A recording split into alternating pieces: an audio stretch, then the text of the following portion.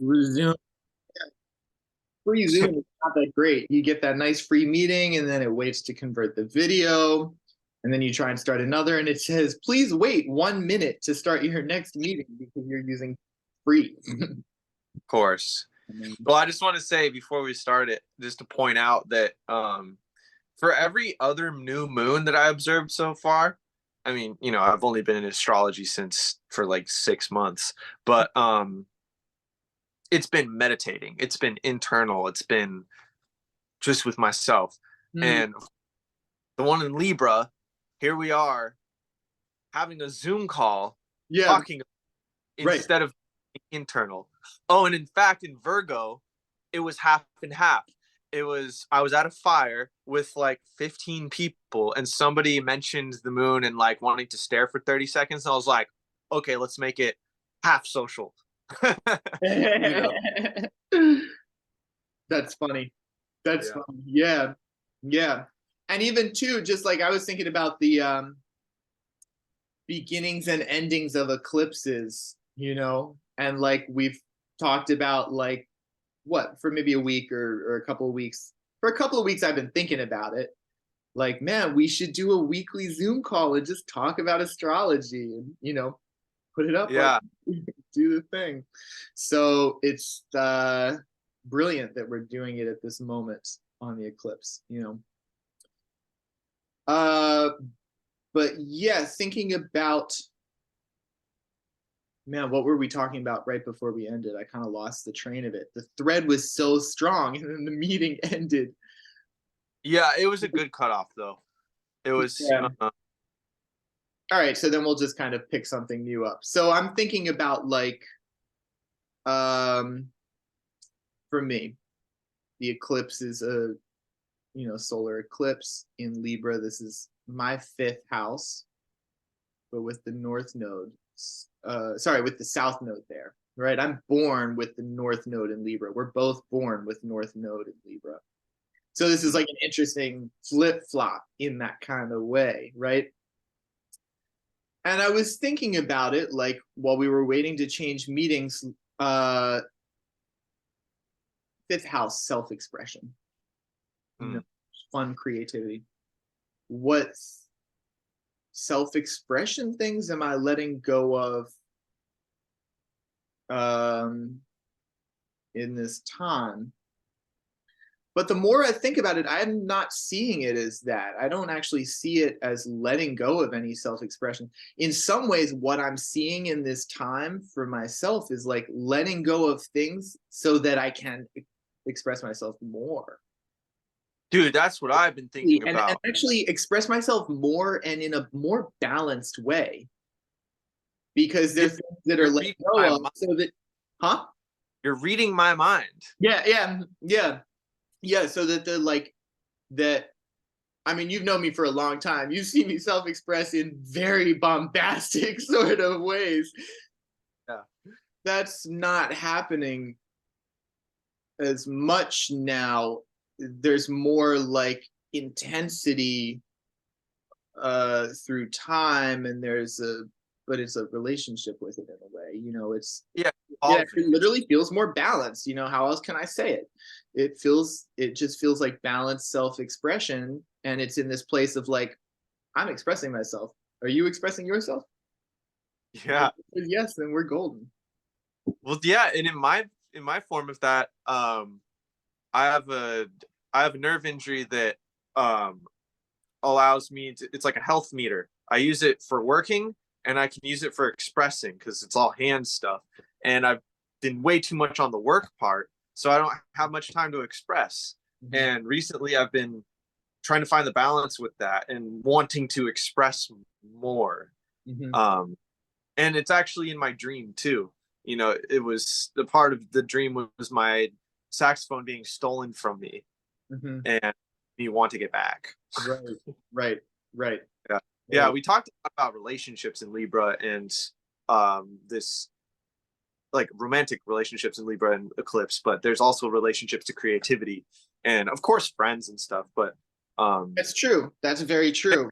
The others, right? Libra is like relationship, like one-on-one relationship, and it is also just like art.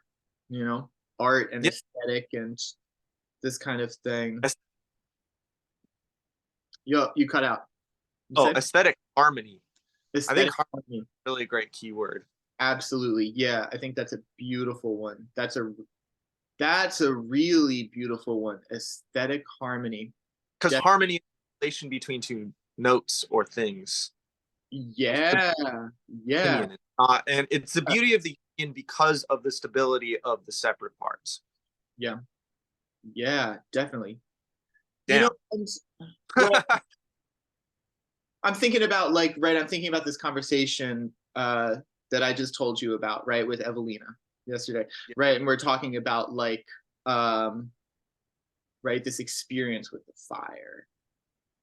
And it's funny, just the way that you're saying it now, it has the feeling aesthetic harmony. And that did color the conversation of like, right, because basically what happened is like, you know, we were at the fire and I started essentially like playing, performing, communing with the fire in this way of like trying to make vocalizations and sounds and playing my saxophone in a way that felt like the fire, right? And the focus or just kind of the space that's in it, it is very much about aesthetic harmony. It is very much about like I'm doing something, you know, performative, creative, artistic, and how is it harmonizing the fire, harmonizing and reflecting, you know, because again, I think reflecting is just that one feels like a really huge keyword on this Yeah. Well, list I mean, for me is the reflecting. we're in Libra. Yeah. Yeah. How does that influence what you're thinking about the fire? Being in Libra. Yeah, on the opposite end, like opposite Aries. In fact, opposite Chiron. Like, Yeah. Well, I don't honestly, I actually don't use Chiron. oh, I okay, don't use Chiron at all. I mean, I'm like sort of peripherally aware of what it's about, and I know that some people use it.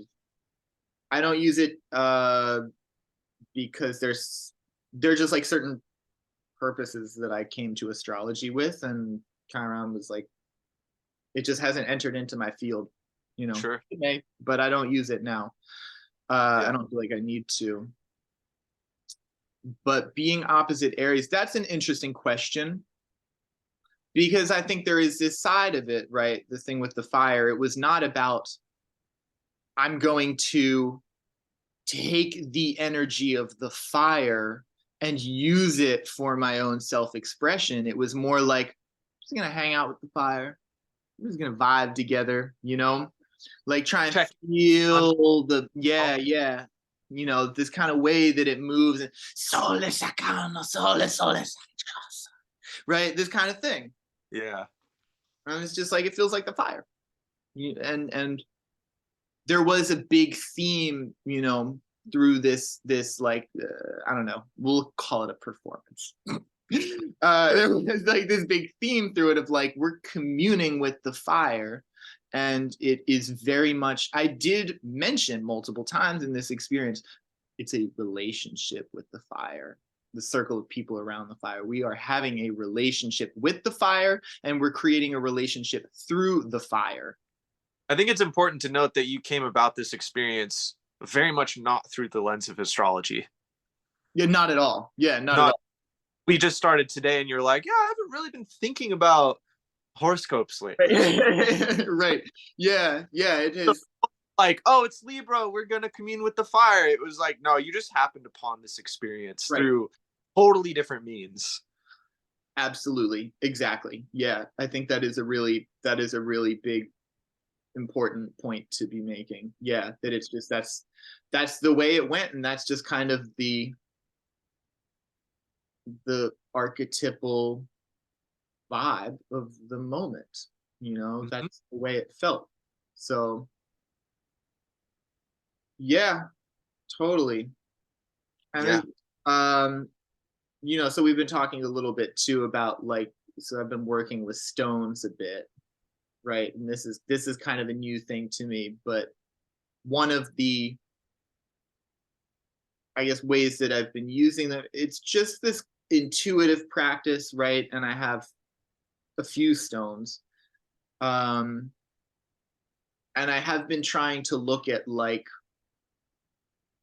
when I pick a certain stone to like keep in my pocket for a while or carry Mm, around. And I have been using stones as part of my performances recently, right? mm. So, I've been thinking about like, why this stone at this time, right? Because they all have a different kind of feeling. And there is some information out there, right? People say that certain stones mean certain things. I'm going to preface all this. I'm highly skeptical about crystals. Highly skeptical. So I'm really enjoying working. With my collection of crystals. Yeah, but this is part of why I'm really enjoying working with them because I'm so skeptical. So it's very cool to just like see how they work out because I'm a little like any incoming information is like, nah, I don't believe that. No way. But Then then it kind some experience that happens, it's been much more intuitive, experiential. Something will happen with them, and it's like, whoa, that was deep. where's your Mercury again? Aries, Right. Okay. Aries, square Neptune, Mm-hmm. exactly square Neptune. Mm. Yeah, yeah, I know. Well, Yeah, you see, we have a very like Mercury individualistic. I am becoming me. This is my thing, and then square the dream, the yeah, right. Neptunian outskirts. Right, So right. Or even just, square to this like other whimsical, energetic realm, and just like I have to find my own way of, organizing this, categorize, right? Being able to express and communicate this, right? and you're finding so you're benefiting from it, such as the challenge that is a square. Yeah, totally, totally. Yeah, there's nothing like having a square in your chart. Dude, I know. Brilliant, So, but actually, I've been carrying around since what's today? Saturday. Today is Saturday, the day of the eclipse. This experience I'm talking about with the fire happened on Thursday. Um, so Thursday, I was using a stone with that performance ritual, whatever. And I ended up putting that stone on the altar that I have here at the tavern. And I exchanged it for this other stone that had been sitting on the altar, but so I've been carrying this one around, and it's a piece of labradorite. Ooh, that's nice. It's really cool, right? Yeah, yeah. So I picked this stone up back in the spring at Lizzie's shop in Woodstock. Plug for Lizzie's shop, Everyday Magic in Woodstock. It's killing. I read there once a month. Yeah. I picked it up there, and this is like one of the first stones that I got, actually. And she was saying that this that labradorite is about transformation. It's about the process of transformation, where the bad things, the negative things, are sort of dialed back, and the better aspects, the good things, are like allowed to blossom more. Some objectively positive rock. Yeah, absolutely, absolutely. So, and again, right? So the way that I've been interacting with stones, there's very much this side of like I just kind of picked it because it felt right in this moment, and I'm really It, trying to like deepen my intuition and kind of understand it a little more and just roll with it. Like I had an intuitive feeling that this was the moment to do this thing. And now let me look back at it and think why. So I picked this stone up, and it's like, why this particular stone at this particular moment? And I think we've already been starting to touch on this a little more, but we can, just kind of hammer it in a little bit deeper. Is like the eclipses, there is a kind of transformative element to it. You know, transformation doesn't have to be cataclysmic, right? no, And I there's think different. this is a really interesting moment, like talking to you about it, because it feels like this is a moment for you that has more of a cataclysmic tip to the transformation that's occurring Post through this eclipse. post cataclysmic. Post cataclysmic. Okay. Yeah, more of like I wouldn't say what were Jeff Green's versions of evolution? There's catastrophic. Got the cataclysmic, and then he has like Darwinian evolution, I think is how he calls it, right? Like slow, steady growth or slow, steady change. Yeah. Right. This has more to do with the slow, steady, I think. You I mean, think so? I think catastrophic evolution, I think is what he called it, not cataclysmic. Okay. Okay. I Yeah. think it was that was on the other side of the zodiac for me. The end, the deconstruction, the destruction of my life, the destruction of old life and reconstruction of new life in Aries, which literally happened with my move and everything. And now it's been a slow growth, slow, steady growth to this evolution, which is now like definitely a marker. But I wouldn't say cataclysmic or catastrophic. Yeah, I just lost my train of thought. Why did I interject? I can't remember. Oh, I want to tie back to your rock real quick. In the way that it restricts, or it sounded to me like it's yang restricting in a way to open up to yin space. That's interesting. That's really interesting. So, like, one of the things that I know about this on a more scientific level is labradorite is a feldspar. Moonstones are all feldspar. I don't think that there's anywhere where labradorite is referred to as being a type of moonstone. This is something that maybe people should double check this, but I'm almost certain labradorite's not actually a moonstone. But I remember when I got this stone, she had a bucket of other stones that I was attracted to, and we talked about it, and she called them, I think she said it's like white labradorite or rainbow moonstone, which is just they're white with black speckles, and they're Labradorite and moonstone are both feldspars. They're both feldspars. Yeah. Yeah. Exactly. So, and I found out recently, feldspar is actually a major part of the composition of the moon, the actual moon, the rock in the sky. Wow. So there's definitely some correspondence happening there, and I think you're really hitting on something, actually, that the feldspars do have this spacious yin sort of vibe to them. There's definitely that kind of thing. This one, compared to, like, because I do have some moonstones, I have a few moonstones of different colors in this kind of thing. This one has much more intensity. There's much more like there is more yang energy than in those. But you're right that there's something to that. There is a certain yin aspect. There is a certain, like, inward transformation thing. I think yang constricting, but it might just seem, it kind of seems like maybe the feldspars are yang holding, like they are the yin space to hold some of your energetic kind of stuff. Yeah. Huh. That's an interesting way of looking at it. Have more of your own yin space. Yeah. And yeah, that's the kind of stuff that I was thinking about with the eclipse as well, being able to see your own shape, just because the sun is just like bombarding the moon with all of its light. Like, okay, right, this is the container. Right. Yeah, totally. I think all these things, I feel like sort of at a loss for good language around this, but all of these things feel very related to me. This idea about seeing your own shape, your own emotional container, transformation through that transformation through the darkness.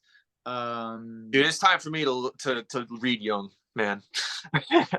Yeah, We're walking into the shadow self. Like, absolutely. Yeah, you know, yeah, astrology helped him develop his was a big player in developing his own knowledge and his own philosophy. right. He used charts to assist his psychological analysis and counseling for people.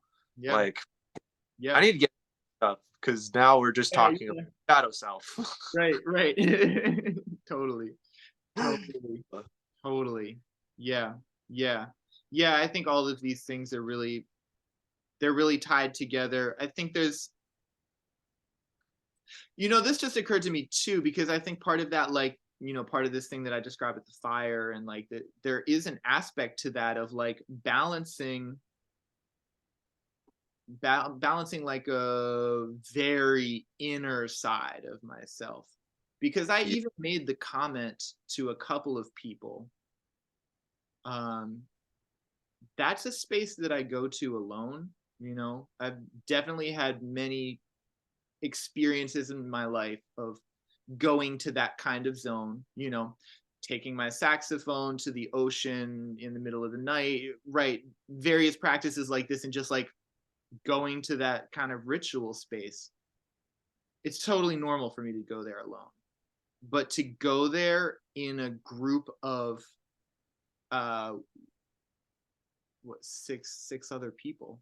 There was seven Yeah. of us there, Some of which were, that's not normal to me. That's not yeah, that I've never done that. I've never gone fully into that zone, right? That zone does carry into the performances that I do when I play horn, right? And it's been coming into those performances more and more, but to actually do that, like really go fully into that space in front of other people, and some people that I basically don't know.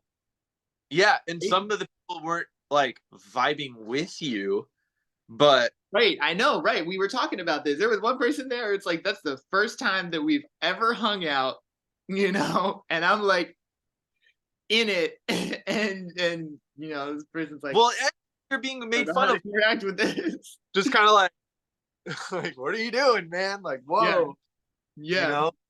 yeah. But when you were telling me about it, it just kind of solidified your intention and your concept of what you were actually doing Mhm. when you got that feedback from other people. It was just like, well, no, Yeah, like, it just kept reminding you that you are communing with the fire. You're doing this thing. And then there was support from John and opposition from Chris. right, And right. those many influences from all the people solidified your individuality. Yeah, And yeah. I very for Libra. Man, that's a really nice reading of it. I think that's extremely perceptive, and you're totally right. You're totally, totally right. Going to that, like, it's funny. I mean, this eclipse is not doing anything in Aries, but there is definitely that kind of like North Node Aries tip of like expressing with the fire, right? It's Yeah. like he doesn't get much more literal than that. It's a fire. Right? Yeah. It's like being totally personal, but not like, it's like I don't look at it so much as being personal, because I look at it as like really trying to be the fire, but there is that like self-expressed through the fire kind of thing, but like in front of other people, having that reflection of other people, having that balance of like energies from other people, having that kind of feedback, having uh is this in aesthetic harmony with the other people in the ring, you know And I think I'm speaking toward Chiron because I've been paying some attention to it and learning about it recently. But it being in opposition, and your ultimate goal for the healing arts, or Mhm. for your space to be a healing space and things, it seems like you might be learning crucial aspects of what could be a part of your healing exercises or not a part of your healing exercises. Totally. You aren't a wounded healer at the moment. You were deep in yourself, Mhm. but around people. I don't know. How would you relate your own healing intentions with what you were actually doing? That's a good question. I mean, I do think a lot about the elements and like being able to channel the elements, right? And more recently, I've started thinking about like I've started actually talking to people and expressing like one of the things that I'm trying to do on the saxophone is like wind bend. I think about playing the horn like wind bending, and you're just trying to like create this sort of turbine thing and get the whole thing to go, this kind of vibe. Mm-hmm. And if you can like channel the elements, then you're just using these different tools, and you can use it in a healing setting too, right? Because it all comes down to trying to balance things out, right? You balancing out the elements for people so that a homeostasis is returned to. There's absolutely that. Mm-hmm. I mean, I'm not gonna lie, the idea of like kind of like exorcism has always played, it's there, it's like there in the way that I play, and that's because there is like a healing thing. I think about like the music in a Baptist church and people getting mounted by the spirits. The Well, I music, was gonna like say we've bata in a poke or something, and people are getting mounted, right? Exactly, it's all the same thing. It's like this music fire. exorcism intersection kind of thing, and so there is part of that in it, right, where you're like trying to pull this energy out of it, right? You're kind of like coaxing this certain side of the energy out of it, or even just trying to express that sort of energy. And it's like, what do you do to remove something? Well, one way you could remove a thing is burn it out. Yeah. It's just Yeah. doing it. You could wash something away if you can get the feeling of water. You could burn something out. You could blow it off. Mm-hmm. Right? It's just kind of like these elemental ways of looking at getting rid of something that shouldn't be there. Cleansing. Yeah. You know? Yeah. Mm-hmm. South node cleansing, Mm-hmm. releasing. Yeah, utilizing Aries fire. Yeah. On the side. Well, Yeah. yeah, but also opposite sign. I mean, when was your sun opposite sun? Um, What degree is your sun? my sun is at 17 degrees and 59 minutes of Aries. Okay, so that was last week. So it's like, yeah, what, 4 days ago or something. Man, Yeah. dude, I'm telling you, I don't really look at the sun transits at all. Interesting. I just don't think, because I mean, I think we mentioned this like maybe the last time that we talked on the phone, right? I really do kind of think of a hierarchy or a spectrum of intensities when it comes to natal configurations and transits, Yeah. and for me, just given some of the configurations that are in my natal chart that are really, really strong, and then just given certain transits, Mm-hmm. sun transits to me are like, it's almost nothing, right? I was just They're just the not, astrology. they don't feel meaningful to me. It's like, I'd Yeah, rather just live my life, then think about what the sun transit is, honestly, right?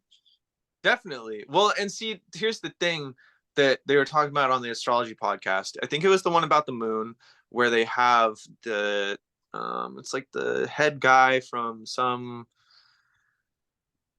British astrological association.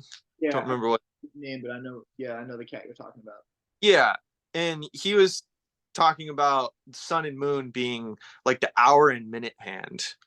They move fast, yes, but they both trigger. They're like triggers.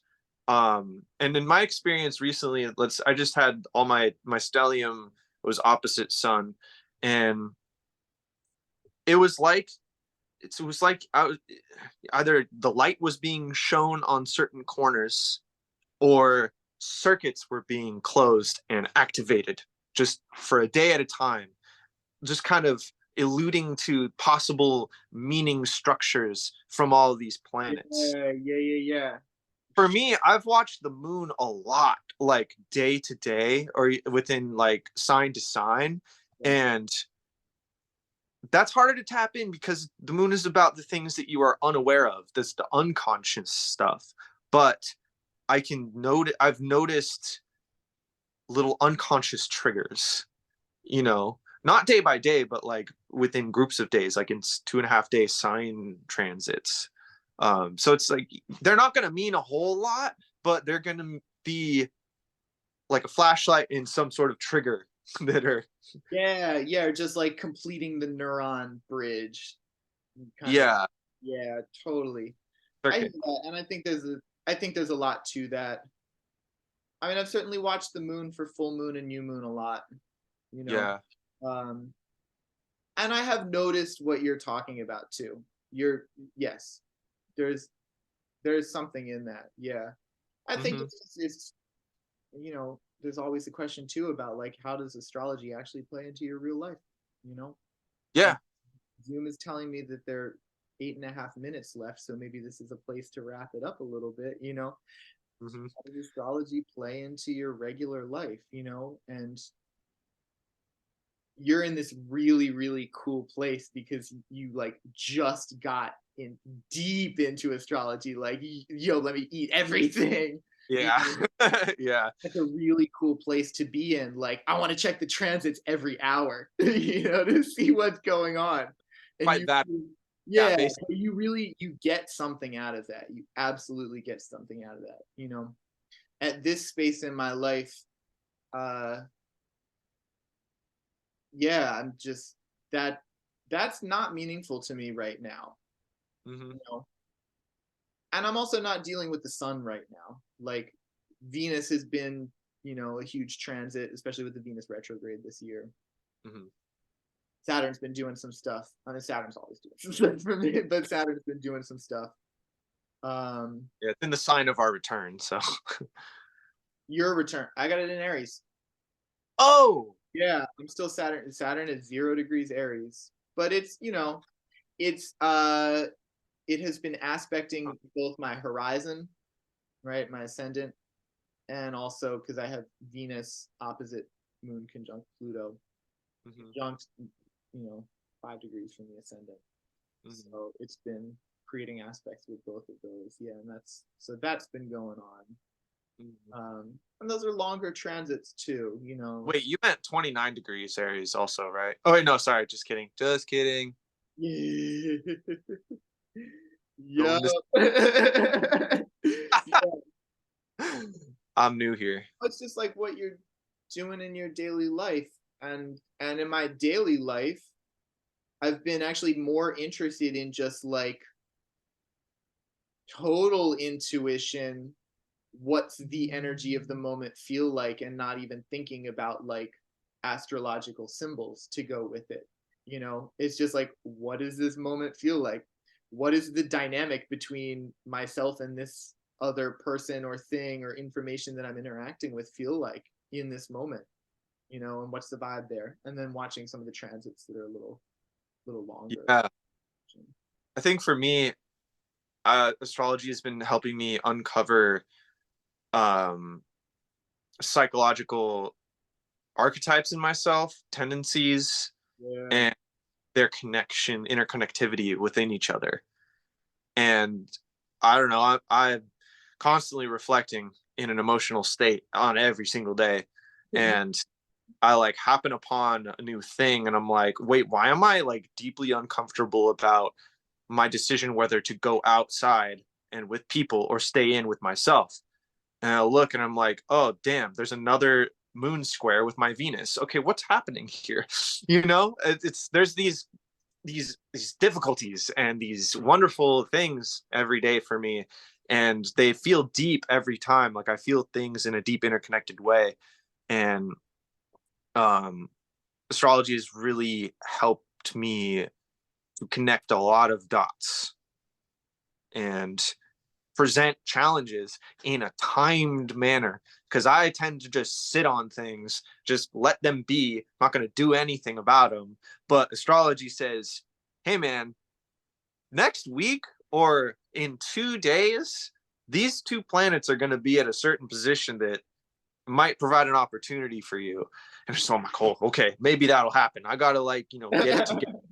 And at the very least, whether I do encounter a situation or not, it's forcing me to prepare, make some decisions about how I feel, establish anything concrete, or just okay, I have to let go of this thing. Here, go away. I'm letting go. Yep. Urgency to it. Yep. Mr. Sun Saturn in Pisces just has to do something. I know, man. Oh, that's funny. Stasis, not the places. Yeah. Yeah. Cool. Yeah. Cool. Well, happy eclipse. It is a happy eclipse, isn't it? Man, this is a very cool time. This is a very cool time. And I'm glad we did this, man. This was perfect timing, because I was going to call you tomorrow. I'm so glad you called me today. Yeah. This is great, and we're gonna keep doing this. So, just keep talking about astrology, etc. Yeah. Yep. The Moon Energies podcast. Energies in transit. Yo.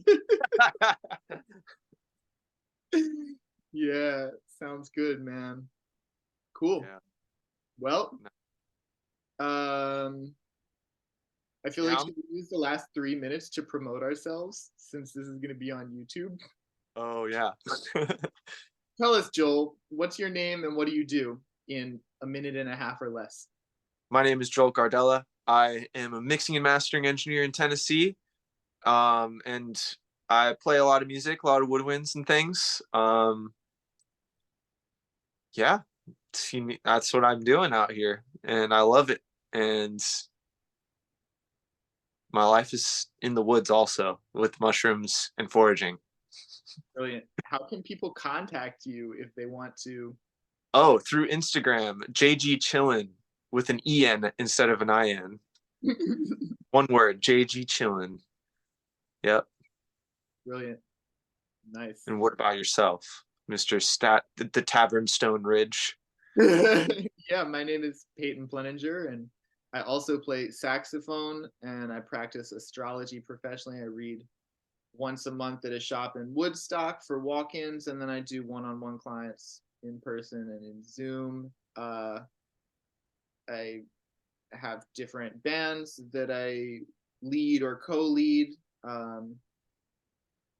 Yeah, and I have this space in the Hudson Valley in Stone Ridge, New York, called The Tavern, which is at the Tavern Stone Ridge on Instagram. Tavern Stone Ridge on Instagram. Yeah, and it's a space we do concerts and events here. We're gonna do a workshop pretty soon, an improvisation workshop, musical improvisation.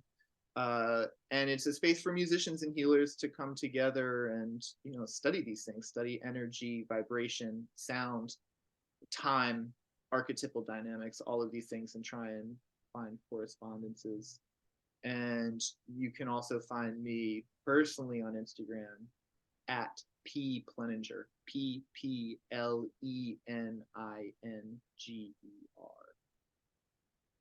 Yeah. A minute on Zoom, less than a minute, it says. Let's get the fuck out of here. we made it to Taurus, man. We made the thing. We made the thing, man. Materialized. Exactly. Cool. Well, let's talk again, during the week or something. Cool. Sounds good. Brilliant. I'm gonna go food. Hell yeah. I should probably also do that. Nice. So, all right, man. Love you, dude. Love you too, man. Talk to you later. Send me the videos when you can. I will. Yeah. Peace. Bye now.